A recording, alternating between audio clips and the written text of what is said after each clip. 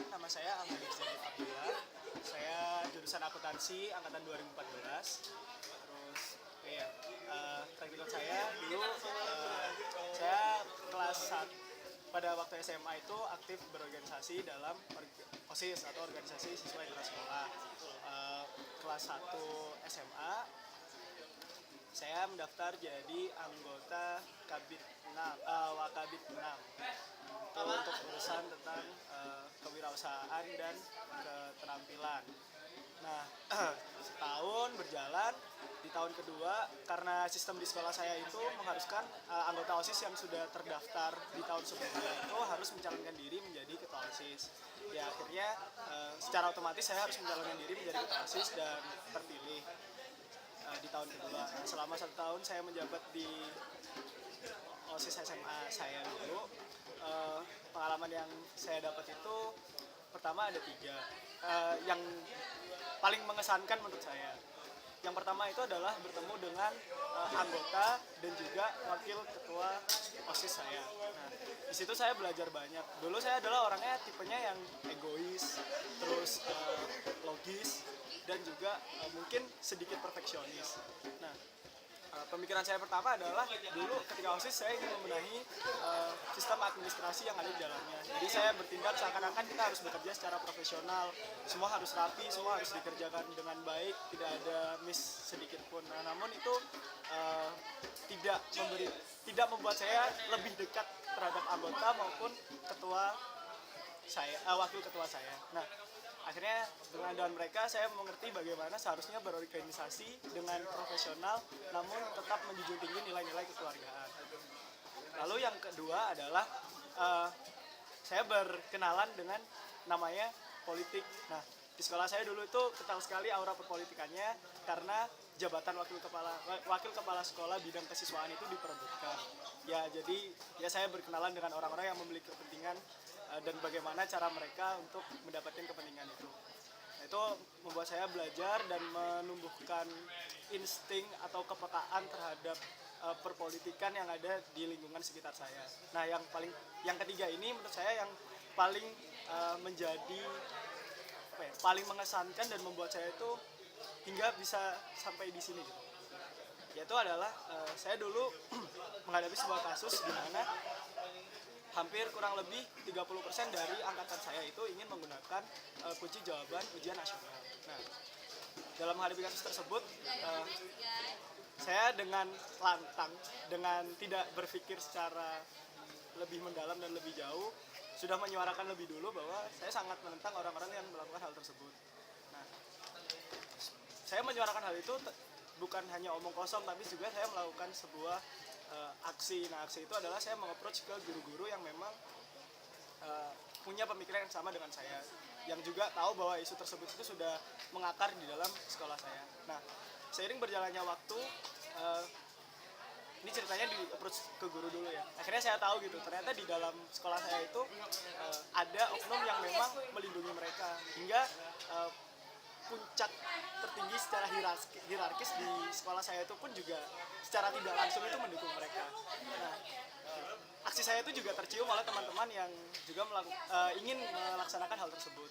Nah, akhirnya saya sempat diberikan pressure yang paling pertama tuh saya rasakan adalah poster-poster penolakan terhadap diri saya yang saat itu akan demisioner jadi ketua OSIS. Jadi ya saya ditekan di situ.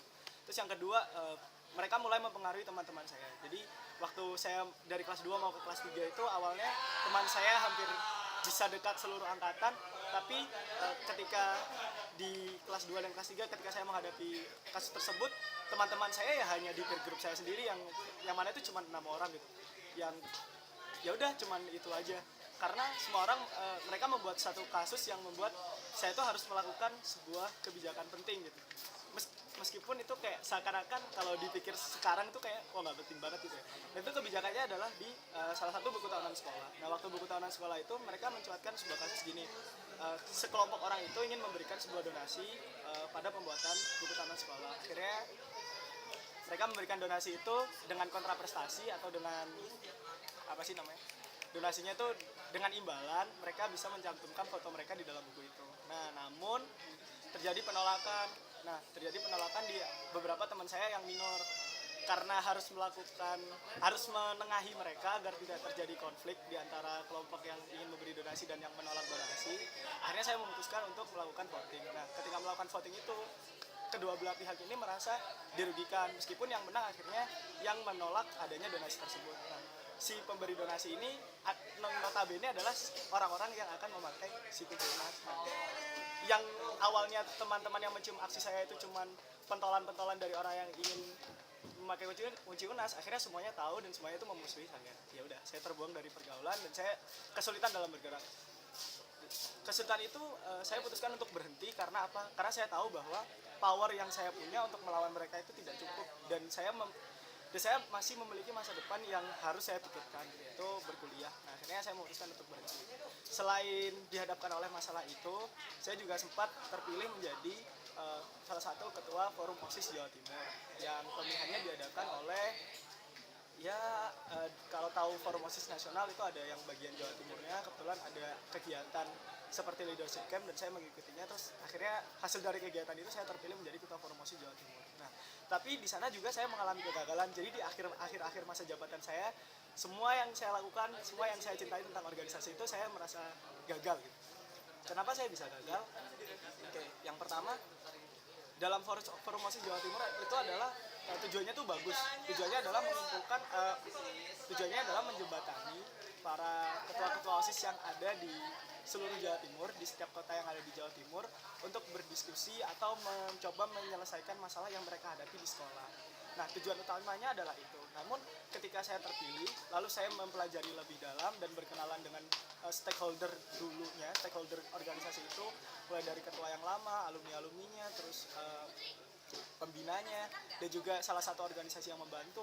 Arah mereka itu sudah menyimpang jauh dari tujuan awal, yaitu arah mereka itu lebih ke kita harus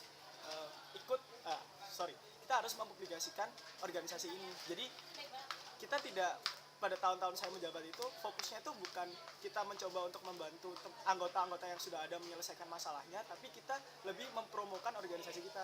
Nah, di titik itu saya akhirnya mencoba untuk berdialog dengan para alumni, menjelaskan harusnya itu seperti ini.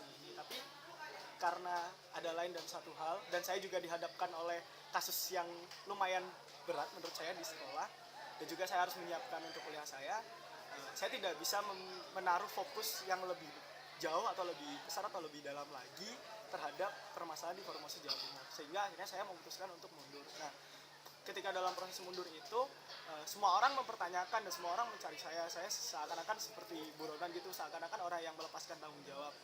Ya memang saya mengakui hal itu, dan hingga sekarang pun ada salah satu anggota yang masih ada kayak perasaan tidak senang gitu sama saya. Nah, tapi menurut saya adalah pemimpin itu harus tahu kapan dia harus berhenti dan kapan dia harus memulai. Dan menurut saya itu adalah saat yang tepat untuk saya berhenti, dan hal itu ya mungkin akan merugikan orang lain gitu.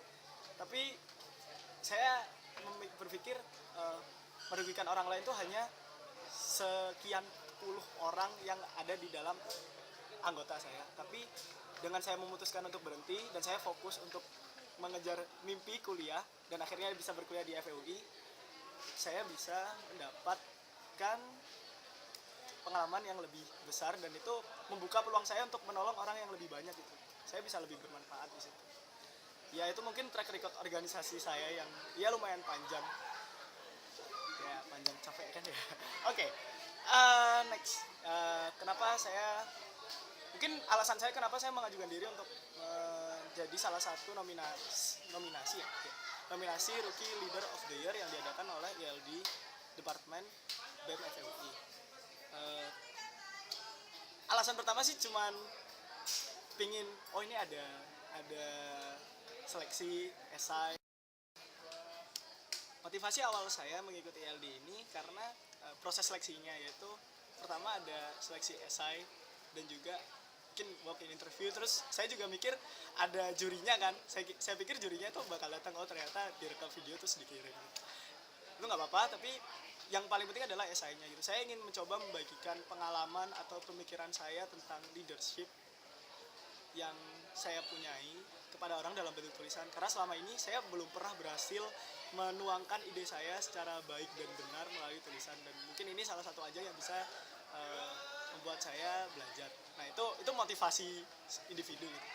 Terus kalau sebenarnya nggak ada keinginan untuk terpilih menjadi rookie leader of the year gitu, karena saya tuh dulu berangkat menjadi pemimpin tuh bukan karena saya ingin memimpin seseorang gitu, karena pertama sistem, terus kedua orang-orang ingin saya memimpin mereka gitu.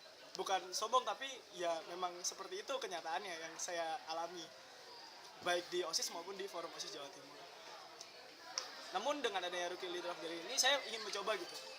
Kehidupan di kampus yang saya tahu ketika kita ingin mengajukan diri menjadi ketua salah satu organisasi itu kita harus berani untuk mengajukan diri bahwa saya bisa memimpin. Nah, saya ingin membuktikan, saya ingin menunjukkan bahwa dengan pengalaman saya dan dengan kemampuan saya sekarang, saya ingin menguji diri saya sendiri apakah saya sudah layak untuk menjadi seorang pemimpin.